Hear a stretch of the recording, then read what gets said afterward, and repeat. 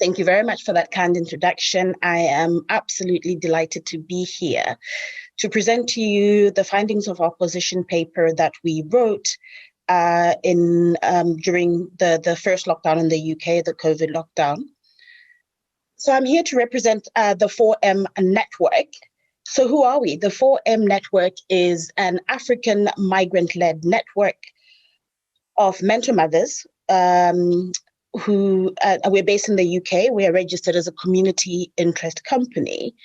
And I always like to say this, although it's on the screen, what the 4M stand for. So they stand for my health, my choice, my child, and my life. And as the title alludes, we serve women living with HIV throughout their perinatal journey and beyond, and we ensure that their sexual and reproductive health and rights are kept.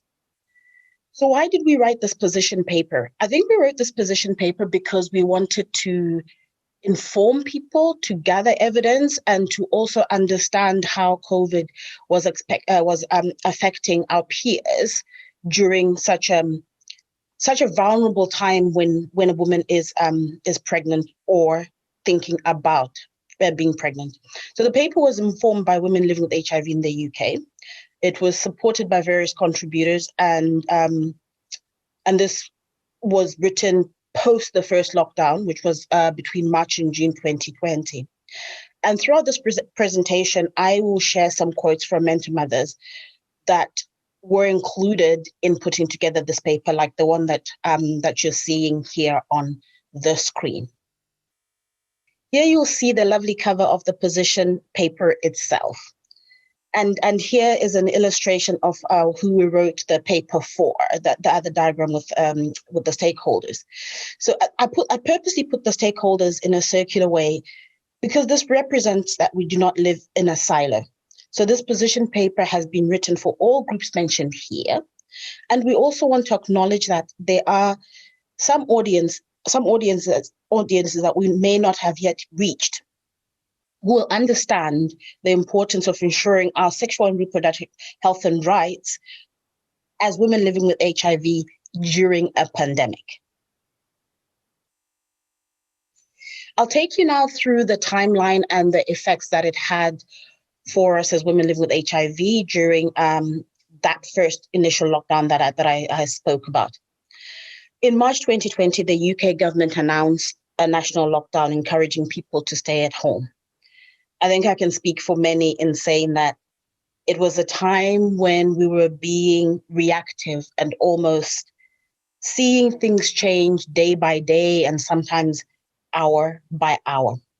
In the same month, March into April 2020, the Department of Health and Social Security issued a letter to vulnerable groups, and within that group of people, that letter went out to a lot of people living with HIV, asking them to shield.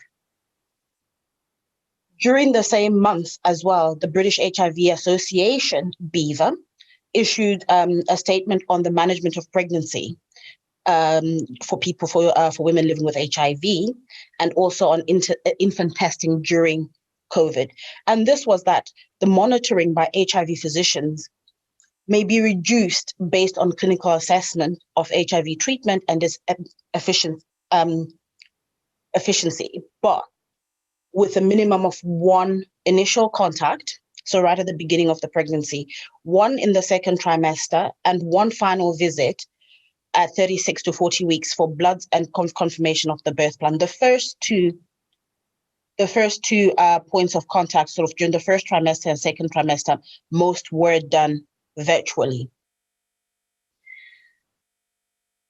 And also saying that if a lady who was pregnant living with HIV was feeling uncertain about anything, then they were encouraged to reach out for further support antenatally or postnatally. And this was mainly done by telephone. During this time, they also discouraged breastfeeding, as it required monthly maternal and infant follow-up for viral load. In August of that year, again of 2020, a very welcome announcement from the British HIV Association came out saying that HIV does not increase vulnerability to COVID. I say welcome because it meant that people with HIV could now go out to exercise, of course, ensuring that they're socially distancing, or simply enjoy some fresh air. And I'll tell you now that I was glad to stop going for a run in my garden. If anybody knows the size of gardens in the UK, they are that of a postage stamp. So that wasn't very enjoyable. So this statement was very welcome to all of us living with HIV, not just for pregnant women living with HIV. So I think I've already spoken about the contact with HIV physicians during COVID and while a woman was pregnant. But the midwife, I think, during this time played a very, very important role on ensuring that the communication between the HIV physician and the woman that was going to be having the baby kept going through. So I think the midwife almost became the middle person that made sure that the lines of communication were always open, that they were supporting the woman who was having a baby, but also looking at the guidance around pregnancy, and wearing the hat of listening to the woman, as this statement here speaks to, on guidance of breastfeeding, that although the recommendation was not to breastfeed, if a woman living with HIV knew the risks, knew the facts, and they still wanted to breastfeed, they were indeed fully supported to do that. So I think one of the important questions to ask is a person-centered approach possible during a pandemic? It is, I think, but it's also a challenge. However, we found when writing this paper that women face a lot of issues, and some of the issues women were struggling with will include emotional issues, weight gain, isolation, panic attacks, trying to support themselves, thinking about going out again, but nervous about wearing a mask, fear and worries about going out even to the park. And I think this comes to when one has been confined in their own home environment for such a long time, and then now to be told that you can actually leave your house for a short time to get fresh air or go to the park. That again brings out some anxieties of trying to relearn how to respond to being outside. But we were very happy that in August 2020, Birthrights called for the right of respecting care during the COVID pandemic and easing of maternity restrictions in maternity care. I'm saying this because during the pandemic, even birth partners were restricted in going to support a woman during delivery and the first few days of having the baby in the hospital. I can only imagine what, as a mum myself, what that must have been like to being alone during a pandemic and going through this life-changing moment of having a baby.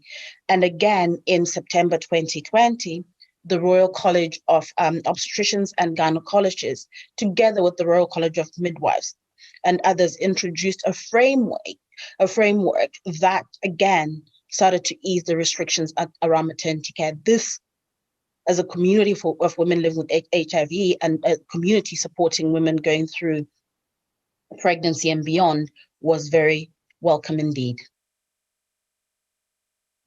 So what were we doing as a network during this pandemic? What were we doing in the background? We were very good at self-mobilizing and supporting each other. I love this quote from one of our mentor mothers that she's been running a lot of private groups, which she set up to chat to each other, to share meals, cocktail evenings, ways of keeping calm, sharing our stories, relaxing. We have, again, a private messenger group and WhatsApp and a public Facebook page. And I love the invitation that she puts. If anyone wants to join us, they are welcome. Another thing that we did very well was we managed to reach out to healthcare professionals to make sure that the information that we were sharing with each other as peers was accurate and up to date. During this time, we adapted some of our webinars quickly to address the concerns, the issues, the challenges, and maybe the celebrations around this time of confinement. So we looked at the emerging issues were mainly intimate partner violence, mental health, and mental health concerns. And we shared tips and strategies on how best to address this. I think this was what I alluded to as the celebration, that we had the facilities and the opportunities to share how we can best look after each other during such a difficult time. From the webinars that we held, there were some emerging issues that came up. And I think anybody can expect that when you hold a webinar or a conference or a gathering of people, there'll be other issues that you haven't thought about. I've just got a few listed here. I'm not going to go into great detail in explaining each one. So it's about young people born with HIV, the hostile environment in NHS charging because it's secondary care for pregnancy and child delivery, no recourse to public funds for those people that were not, for women living with HIV that are not documented, digital access and literacy, and Black women and pregnancy in the UK, and disproportionate impact of COVID-19 on Black, Asian, and minority ethnic populations. As any good position paper, we ended with some key recommendations. I'll direct you again to go to the position paper to read these in greater detail. But there were inequalities, balance, relevance, meaningful involvement of women, sort of gender, equitable policies, sustainable funding, and how urgent it is to bring these key recommendations to life for us. And in conclusion, I would just like to leave you with this. This is just part of a speech from the United Nations Secretary General about COVID-19 being likened to an X-ray. To see all of it, I think you can go to the United Nations Secretary General website and you can find it. Thank you very much. And I would just like to acknowledge a few people, our steering group members. The writers of this paper is listed, all our wonderful mentor mothers, Mark AIDS Fund for supporting this publication. Thank you.